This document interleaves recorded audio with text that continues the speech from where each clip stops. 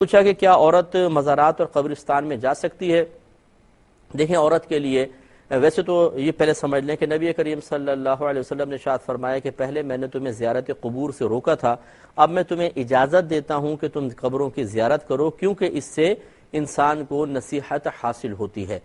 اور جب نبی کریم، اب یہ سرکار کا حکم ہے، اس میں نہ مرد کی تخصیص ہے نہ عورت کی تخصیص ہے۔ جب نبی کریم صلی اللہ علیہ وسلم کا ایسا کوئی حکم آ جائے جس میں خاص عورتوں کو یا مردوں کو مخاطب نہیں کیا، تو حکم دونوں کے لیے ہوتا ہے، گویا کہ اجازت دونوں کے لیے ہے۔ اس قسم کی حدیثوں سے اجازت نظر آتی ہے کہ عورت مزار پہ بھی جا سکتی ہے، قبرستان میں بھی جا سکتی ہے، لیکن فقہا نے ضرور بیان فرمایا کہ چونکہ صحابہ کرام علیہم الرضوان نے اس بات پر اتفاق کر لیا تھا کہ فتن زمانہ کی وجہ سے عورتیں مسجدوں میں جماعت کے لیے حاضر نہیں ہوں گی،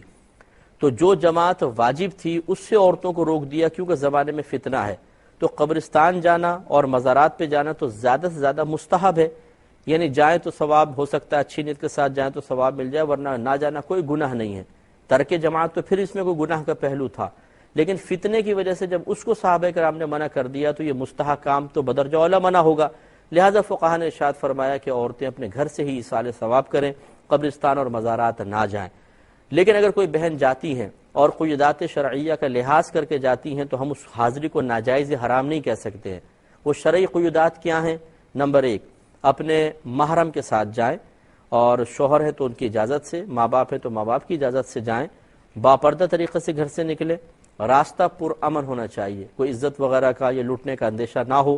اسی طریقے سے جہاں پر وہ جا رہی ہیں جس مقام پہ، وہاں عورتوں مردوں کا اختلاط نہ ہو، ملتے ہوئے نہ ہو، بے پردگی نہیں ہوگی، ایک ساتھ گھس رہے ہیں دروازے میں اور قریب قریب ہیں، ایسا نہیں۔ اگر عورتوں کا دروازہ علیحدہ ہے، مردوں کا علیحدہ ہے، علیحدہ علیحدہ بیٹھیں گے اور مردوں سے آمنا سامنا نہیں ہوگا، تو پھر ان شرائط کے ساتھ اچھا پھر یہ بھی فقہا نے لکھا کہ وہاں جا کے رونا پیٹنا نہ کریں، یا ادب میں حد سے آگے نہ بڑھیں،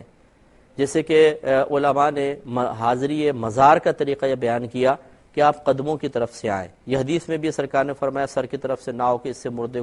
مردہ پلٹ کے یوں دیکھتا ہے تو اس کو اذیت ہوتی ہے، تو قدموں کی طرف سے آئیں،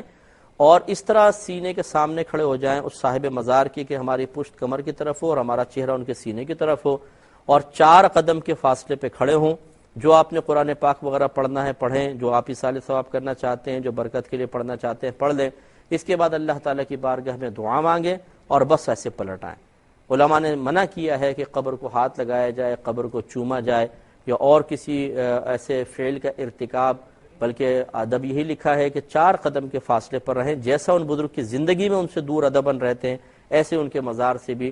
فاصلہ رکھا جائے۔ تو ان قیودات کا لحاظ کر کے اگر کوئی بہن جاتی ہیں تو بہرحال جانا جائز ہے، لیکن افضل یہی ہے کہ وہ اپنے گھر سے ہی ایصال ثواب کرے۔